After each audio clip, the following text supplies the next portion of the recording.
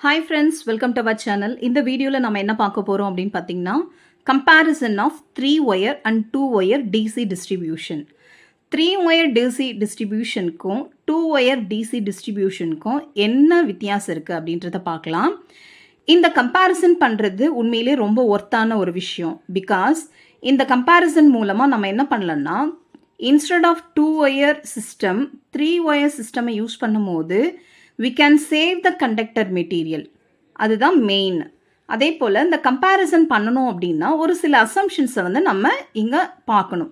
என்னென்ன அசம்ஷன்ஸ் அப்படின்னு பார்த்தீங்கன்னா first assumption is the amount of power P transmitted is same. Power வந்து சேமாக இருக்கணும். அதே போல் வோல்டேஜ் கன்சியூமர் சைடில் இருக்கிற இந்த கன்சியூமர் டெர்மினல் சைடில் இருக்கிற வோல்டேஜ் சேமாக இருக்கணும்.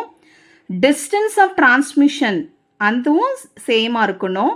ஃபைனலாக ஒரு ஃபோர்த் பாயிண்ட் என்ன அப்படின்னு பார்த்தீங்கன்னா த எஃபிஷியன்சி ஆஃப் டிரான்ஸ்மிஷன், அதாவது எஃபிஷியன்சி சேமாக இருக்கணும், லாஸும் சேமாக இருக்கணும். இதோட அடிஷ்னலாக ஒரு 2 பாயிண்ட்ஸ் ஆட் ஆகுது. அது என்னன்னு பார்த்தீங்கன்னா 3-wire சிஸ்டம் வந்து பேலன்ஸ்டாக இருக்கணும். தட் மீன்ஸ் நியூட்ரலில் கரண்ட் வந்து ஃப்ளோ ஆகக்கூடாது. அதே போல் ஒரு ஏரியா எக்ஸ் ஏரியா செக்ஷன் அப்படின்னு எடுத்துக்கிட்டோம் அப்படின்னா அது வந்து எப்படி இருக்கும்னா, அதாவது the area of X section of neutral wire is of the cross section of outer in 3-wire system. So இது வந்து மெயினான ஒரு அசம்ஷனே சொல்லலாம். The area of X section neutral wire is of the cross section of the outer in 3-wire system. இப்போ we are going to assume the resistance values. R2 அப்படின்னா என்ன, resistance of each conductor in 2-wire system. இதே R3 அப்படின்னா resistance of each outer in 3-wire system. இப்போ நம்ம என்ன பண்ண போகிறோம் அப்படின்னா current through in outer in case of 3-wire system அப்படின்னு பார்க்க போகிறோம். அதாவது 3-wire சிஸ்டமில் கரண்ட் வந்து எப்படி இருக்குன்னு பார்க்கலாம். கரண்ட்டை எப்படி ரெப்ரசன்ட் பண்ணலாம்னா I3ன்னு ரெப்ரசன்ட் பண்ணலாம். ஐக்கு ஃபார்முலா என்னன்னு பார்த்தீங்கன்னா ஜென்ரல் ஃபார்முலா P/V. ஓகே, ஆனால் இது 3-wire சிஸ்டம் அப்படின்னும் போது நமக்கு அந்த அவுட்டர் டைமில் நமக்கு கிடைக்கிற வோல்டேஜ் வந்து ட்வைஸ் த வேல்யூவாக இருக்கும். ஸோ அப்போ 2V அப்படின்னு கிடைக்கும். இப்போ I3யோட வேல்யூ P/23. அப்போ டோட்டல் லாஸ் அப்படின்னு எடுத்தோம்னா இன் 2-wire சிஸ்டம்க்கு 2I²R இல்லையா, 2I²R. இங்கே I அப்படிக்கு பதில் I3ன்னு எழுதுகிறோம். 2I3² இன்ட்டு ஆர்க்கு பதில் R3. பிகாஸ் நம்ம யூஸ் பண்ணுறது 3-wire சிஸ்டம். அதே போல் இந்த I3யோட வேல்யூ நமக்கு P/2Vன்னு தெரியும். இதில் நம்ம சப்ஸ்டியூட் பண்ண போகிறோம். இப்போ 2 இன்ட்டு P/2V த ஹோல் ஸ்கொயர் இன்ட்டு R3. இதே போல் கரண்ட் இன் 2-wire சிஸ்டம் கால்குலேட் பண்ணலாம். கரண்ட் இன் 2-wire சிஸ்டம்க்கு ஜென்ரல் ஃபார்முலா என்னது, I = P/V. இது கரண்ட் வந்து I2, ஏன்னா 2-wire சிஸ்டம்ன்றதுனால I2ன்னு ரெப்ரசன்ட் பண்ணுறேன் P/V. இதில் வந்து 2-wire சிஸ்டமில் எந்த ஒரு சேஞ்சும் கிடையாது. 3-wire சிஸ்டமில் நமக்கு அவுட்டர் லைனில் இருக்கிறதுனால நமக்கு 2V அப்படின்னு கிடைக்கும். இப்போ டோட்டல் லாஸ் என்ன அப்படின்னு பார்த்தீங்கன்னா 2I²R தானே ஜென்ரல் ஃபார்மெட்டு. அப்போ 2I2² இன்ட்டு R2. I2ஓட value P/V the whole square into R2 அப்படின்னு கிடச்சிருக்கு. இப்போ நம்ம இது என்ன பண்ண போகிறோம்னா எஃபிஷியன்சி வந்து நமக்கு சேமாக இருக்குது அப்படின்னு ஒரு அசம்ஷன் பார்த்தோம் இல்லையா, அந்த அசம்ஷன் படி லாஸஸும் சேம். இப்போ தான் நம்ம பார்த்தோம் 3-wire சிஸ்டமில் இருக்கிற லாஸும் 2-wire சிஸ்டமில் இருக்கிற லாஸும் ரெண்டு சேம் அப்படின்னு பார்த்தோம். அப்போ 2 into P/2V the whole square into R3 equal to 2 into P/V² into R2. இதில் 2 கேன்சல் ஆகிடும். இது ஸ்கொயர் பண்ணிங்கன்னா P²/4V² வரும். இங்கே இந்த சைடில் ஸ்கொயர் பண்ணோம்னா P²/V² வரும்.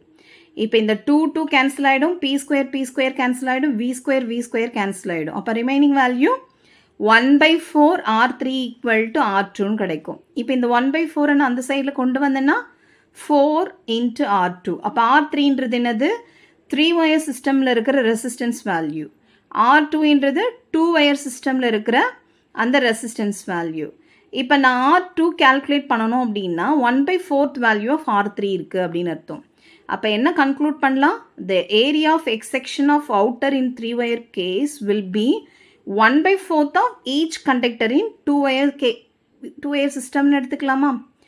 Now இதே நம்ம என்ன பண்ண போகிறோம்னா ஏ அப்படின்றத area of X section of each conductor in 2 wire சிஸ்டம்னு அசியூம் பண்ண போகிறோம். So area of X section, ஏதோ ஒரு செக்ஷன் இருக்குது, அது எக்ஸ்ன்னு அசியூம் பண்ணுறோம். அதில் இருக்கிற அந்த ஏரியாவை ஏன்னு எடுக்கிறேன். இது 2 wire சிஸ்டம்க்கு. இதே நான் 3 wire சிஸ்டம்க்கு எடுக்கிறேன்னு வச்சுக்கோங்க. அதே ஏரியாவை நம்ம என்ன பண்ணலான்னா, ஏன்னா இப்போ தான் நம்ம பார்த்தோம் 1/4 ஆஃப் வேல்யூ அப்படின்னு பார்த்தோம். அப்போ 3 section ஒயர் என்ன ஆகும்னா 1/4 into A of the value அப்படின்னு கிடைக்கும். அப்போ A/4ன்றது என்னது? X section of each outer in 3 wire case. அதே போல் A/8 அப்படின்றது x section of neutral wire.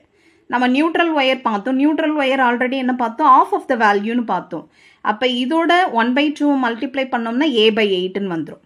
Okay, so அப்போ A/8ன்றது நியூட்ரல் செக்ஷன், A/4ன்றது 3 wire கேஸ்க்கு, ஏன்றது 2 wire கேஸ்க்கு. Now I'm going to calculate the volume. இப்போ லெட் அஸ் அஸ்யூம் L அப்படின்றது லென்த் ஆஃப் தி லைன் அப்படின்னு அஸ்யூம் பண்ணலாம். அப்போ வால்யூம் எப்படி கால்குலேட் பண்ணலான்னு பார்த்தீங்கன்னா, இப்போ வால்யூம் ஆஃப் தி காப்பர், இந்த கண்டக்டர் வந்து காப்பர் மெட்டீரியல் அப்படின்னு எடுக்கும்போது காப்பர் ஃபார் 3 wire சிஸ்டம் எப்படி எடுத்துக்கலாம்? 3 wire சிஸ்டம் அப்படின்னும் போது நமக்கு எல்ன்றது லென்த்துன்னு வந்துடும். 3 wires இருக்குது. ஒன்று வந்து 3 wireன்னு வரும்போது A/4ன்றது நம்ம 3 wire சிஸ்டம்க்கு பார்த்தது.